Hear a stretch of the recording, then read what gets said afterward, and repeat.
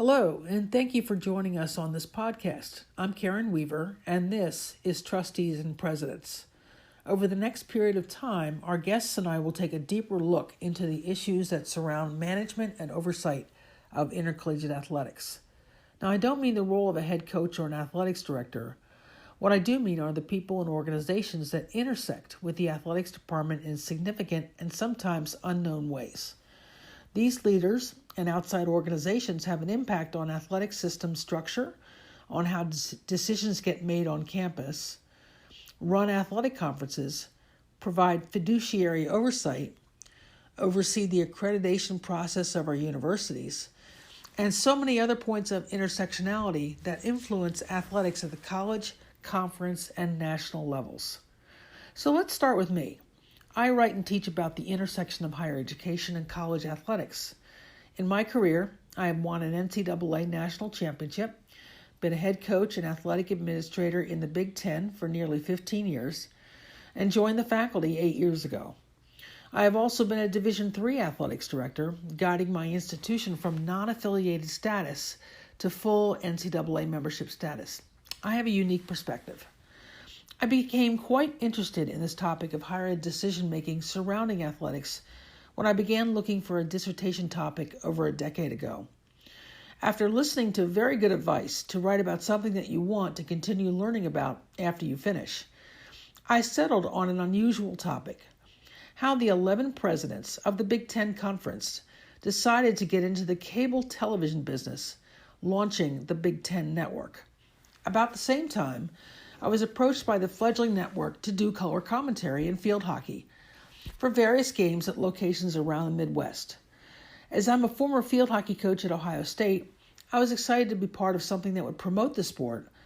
I've had previous experience in broadcasting field hockey at the 1996 Atlanta Olympic Games, so I thought it would be fun. When I arrived at Michigan State to call my first game, what I wasn't prepared for were all the questions I had when I arrived. Running around the facility were 15 people, all with different responsibilities, to manage the live broadcast. There was a full-size production truck with satellite uplink. There were miles of cable strung around the field itself. Many of the workers had come in from Chicago and Detroit. They flew me in from Philadelphia. My first question to myself was, where in the world is all this money coming from to broadcast a field hockey game? Certainly we expect this kind of production for a college football or basketball game, but field hockey? As an outgrowth of this research, I became interested in how the senior leaders, presidents, and trustees at the 11 different schools decided to aggregate their media rights and give them away to their athletic conference, taking a huge risk financially. Those who study athletic finance think of this as standard operating procedure today. But in 2005 and 2006, it was risky business.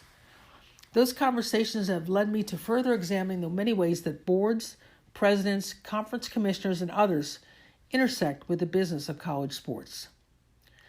So in this podcast and in articles written for Forbes.com, I'll be talking with folks from across the collegiate landscape and not just focusing on NCAA Division I. Too often, all we hear about are the issues that affect less than 2% of the athlete population in college sports. I'd like to dig a little bit deeper than that. So let's start with answering the question, who are the senior leaders on campus that influence athletics besides the athletic director and the coach? We'll start with college presidents and the role they play in overseeing athletics. I'll ask my guests who have been or who are currently are presidents to talk about the daily ways they cross paths with athletic decisions and the ways they strategically use athletics to brand their campus, drive enrollment, secure fundraising, and generate school spirit.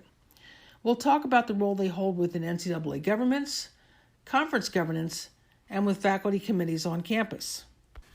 Next, we'll examine the important role that boards of trustees, sometimes called regents or overseers, play.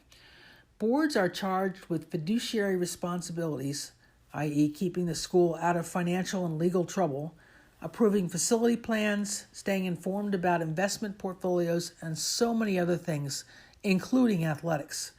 We'll talk with the board members about how the board they are on manages to focus on the relationship with athletics and the very important partnership they form with the president. Thirdly, we'll look at and talk with those who are part of an outside affinity or sometimes called agency organizations. These professional groups, such as the Association for Governing Boards or the American Council of Education and the American Association of Colleges and Universities, play a pivotal role in establishing federal and state government relations, creating policies for higher education to embrace. I'll ask them about the ways they intersect with the NCAA in oversight of intercollegiate athletics and in guiding principles that they use. Next, we'll look at the issues surrounding accreditation. That's a fancy word for colleges to keep their access to federal funds for student loans and research grants, among other things. Colleges typically go through accreditation every 10 years, and it's a really big deal if a college is not reaccredited. There have been some concerns recently about two NCAA Division I schools, the University of Maryland and the University of North Carolina, who were placed on probation because of malfeasance in their athletic programs. I'm hoping to speak with people who work in that area who can tell us more about how the process works. The role that the conference commissioners play is an important role and often overlooked area of college athletics. Commissioners are hired by college presidents and work closely with both them and the athletic directors. They are often the most visible representative of an athletic conference. See Jim Delaney, recently retired commissioner of the Big Ten Conference. We'll talk with conference commissioners about their relationships with their oversight boards, the NCAA, and how they generate revenue for their member schools. Finally, we'll talk with outside organizations who have been working to reform college athletics and have it play a more central role in the educational lives of college athletes.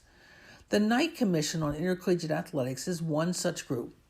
Formed in 1989, they have taken the role of watchdog, focusing on timely issues and providing guidance and best practices to the NCAA to assist with solving entrenched problems.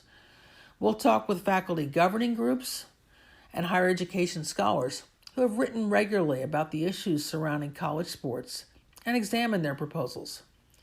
We have a lot of ground to cover in these discussions, but I think it's important for all of us who care about the college athletic enterprise to understand more fully all of the entities who have a stake and a voice in the process of how it is run.